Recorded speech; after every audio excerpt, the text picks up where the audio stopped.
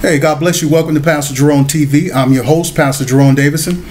Just wanted to do a check-in with everybody on our month of spiritual growth, heightening and calling forth and manifesting the spiritual gifts that are in us. All this month we are fasting early in the morning. We're foregoing breakfast, and we are in our early morning devotion. We're going to be speaking in our heavenly language before God and allowing the Spirit of God, according to Romans chapter 8, to intercede. Romans chapter 8 verse 26 and 27, where the Spirit of God is interceding on our behalf with groanings and languages that we cannot utter, because he knows the mind of the Spirit. And so we want the Spirit of God to intercede on our behalf, because the Spirit of God always prays the will of God. And according to 1 Corinthians chapter 14, and I think it's verse 14, where Paul says, I will pray with the Spirit and I will pray with the understanding. And so that's what we're doing. We're praying according to the will of God, that we're praying with the Spirit in the morning as we fast until noon, and then we're praying with the understanding in our evening devotion. So don't forget that. Now, when you're speaking in tongues and you're speaking in your heavenly language, don't let the enemy, because sometimes it's been so long since you spoke, and a lot of times, only time we speak in tongues is when we feel the utterance or the ushering of the Spirit of God. But sometimes the Spirit of God will speak in your ear and you'll say what he says. And I'll do a video on that, explaining why so many people in different churches sound alike when they speak in tongues, because of a community of believers. But anyway, I want to share with you discerning the mood of the voice of God. There's been a lot of videos and a lot of books written on knowing the voice of God or hearing the voice of God. But I want to talk to you about, real quickly, in the next couple of minutes, about discerning the mood of the voice of God. Now, 1 Kings chapter 19 is where we want to look, and we'll find this. It's right after Elijah killed off Jezebel's prophets. There were about maybe 500 of them, and it was a showdown on Mount Carmel. And her false prophets came forth, and Elijah gave them a head start. Y'all go first. Y'all call on y'all non-existent God. And Elijah made fun of them. He made fun of their God. Listen, when you know the true God and that there's only one God, you don't owe any other God any respect. You don't owe them respect, because when you give them respect, you give them honor. So you dishonor them. Don't give them any honor. And Elijah did just that. He says, well, maybe your God is on a bathroom break. Maybe he's on a vacation. Maybe he's sleeping. Call louder. And when they did that, and the God didn't answer by fire, they started cutting themselves. And Elijah said, that's it. Keep on. That's it. Maybe he'll come now. But he never showed up. And Elijah did his and put some water around it, make sure it wasn't no tricks and fires underground. Drenched it with water, and the fire came down and lapped it up, even the rocks.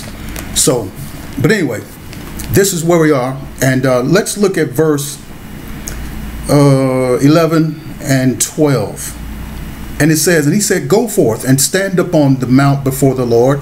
And behold, the Lord passed by, and a great strong wind rent the mountains and brake in pieces the rocks before the Lord. But the Lord was not in the wind. And after the wind, an earthquake, but the Lord was not in the earthquake. And after the earthquake, a fire, but the Lord was not in the fire. And after the fire, a still small voice.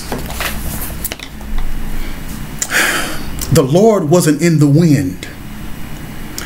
Well, the Lord wasn't in the wind. Do you remember it was the wind in the voice in the Garden of Eden that showed up and fellowshiped with Adam?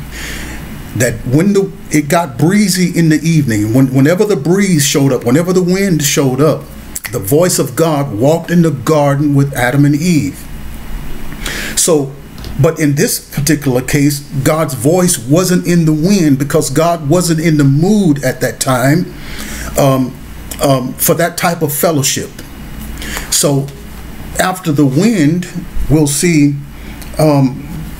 what was after the wind. He says, stand up on the rock. He says, a strong wind. He says, after this, there was an earthquake.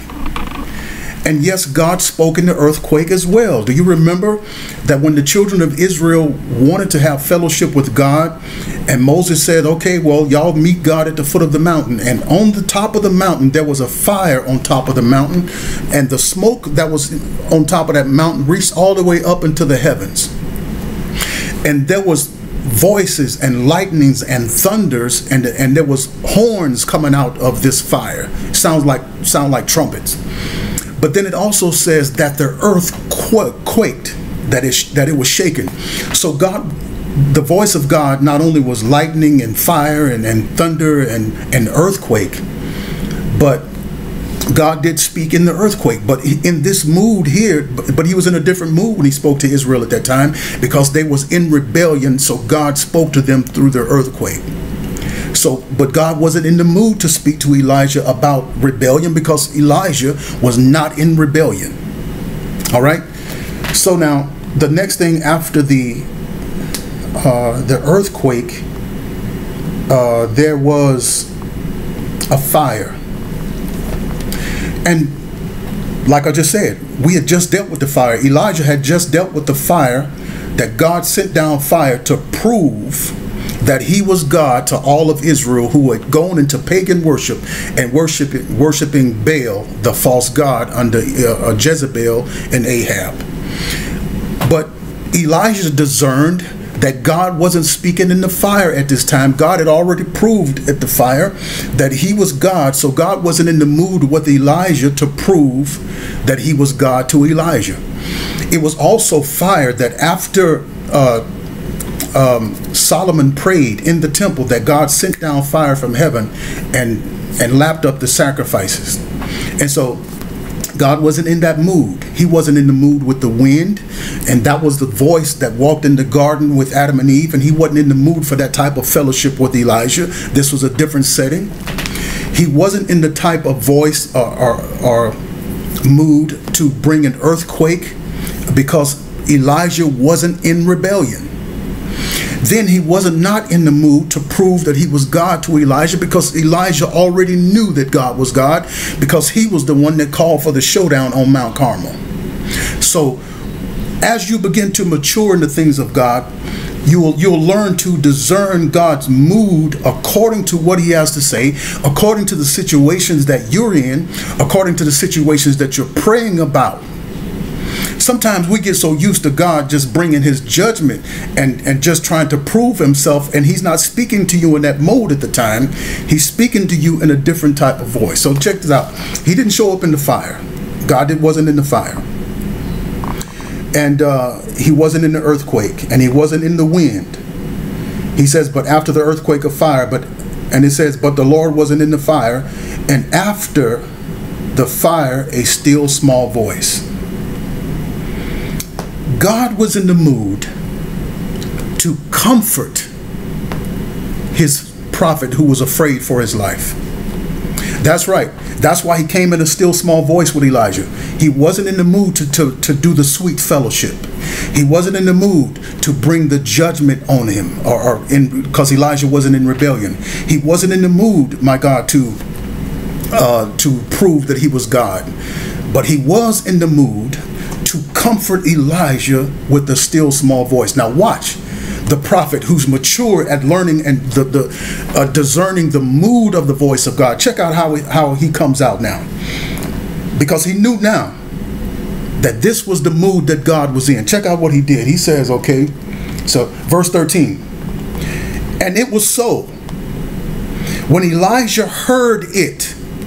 No, it wasn't when he didn't come out when he heard the wind. He didn't come out when he heard the earthquake. He didn't come out when he heard the fire.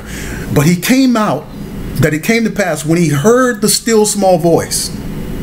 This is what he did. That he wrapped his face with his mantle and came out and stood in the entering of the cave. And behold, the voice came unto him and said, what doest thou here, Elijah? That's an experienced child of God. That's an experienced prophet to discern the mood of the voice of God. Elijah knew God good enough to know that God was in the comforting mood. As a matter of fact, if God wasn't in the comforting mood, do you think he would have sent an angel prior to this to feed him some heavenly bread to give him 40 days of strength? God was concerned with the psyche, the pain, the mindset of Elijah. So Elijah, when he heard the voice, then he came forth out of his hiding in the cave. He wrapped his mantle around his mouth. And every one of us, when the voice of God begins to speak to us, the best thing we could do is shut up. Because your voice, your words are not adequate at the time compared to the voice of the Lord. So Elijah wrapped his mantle around his mouth, although he was a mouthpiece for God, but he's not going to talk when God is talking. No one's going to talk when the judge is talking. And so Elijah put his mantle around his mouth.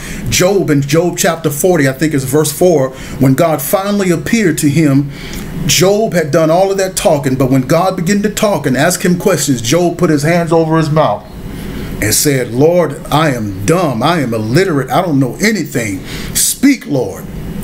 But anyway, discerning the mood of the voice of the Lord is going to be something that you're going to grab a hold of this revelation, and you're going to be able to operate in it when you begin to flow in the prophetic. You begin to flow in the prophetic intercession. You begin to flow in your own prayer life, and you'll discern the mood of the voice of God.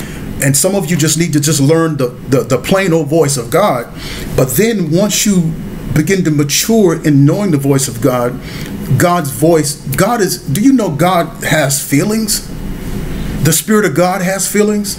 And when you get sensitive to his voice and to his moods, you know what he's saying and how he's saying it and what mood he's in. God was in a comforting mood. Anyway, that's just a little quick word that I wanted to share with you. Please subscribe to the channel, share this video, be inspired, and be blessed in this fast all month. This is the 8th month of the year, and we are in newness. And God is sending us forth into a new day, a new season, a new time. The 8 also is a number that is associated with the east, because the sun rises in the east. It pronounces, proclaims, preaches forth a new day, a new dawning, the breaking forth of new light, and it's coming from God. I'm Pastor Jerone Davison.